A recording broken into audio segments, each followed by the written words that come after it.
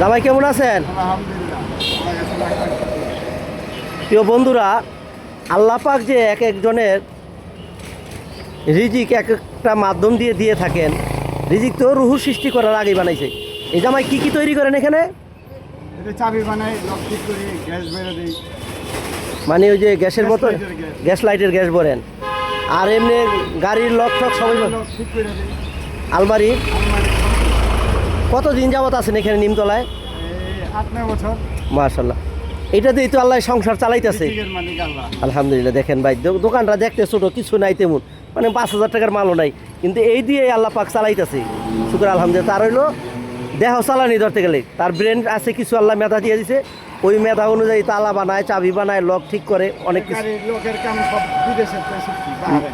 বাহারাইনতে শিখছেন বা? তাহলে তো তার প্রশিক্ষণটা বাহির থেকে শিক্ষা আছে। ধন্যবাদ। এই বাংলাদেশি ওয়ার্কার এই লক ঠিক করেন, হ্যাঁ, বাহিরে থেকে প্রশিক্ষণ নিয়ে আসছে, তার জন্য দোয়া করবেন। ভালো থাকবেন। আসসালামু আলাইকুম। ওয়ালাইকুম আসসালাম। ভদ্র জামাই যাইতে আইতে সব সদাই সালাম দিয়ে থাকে। এই জামাইয়ের জন্য দোয়া করবেন, এই ব্যবসা নিয়ে আরও সফলতা আসে।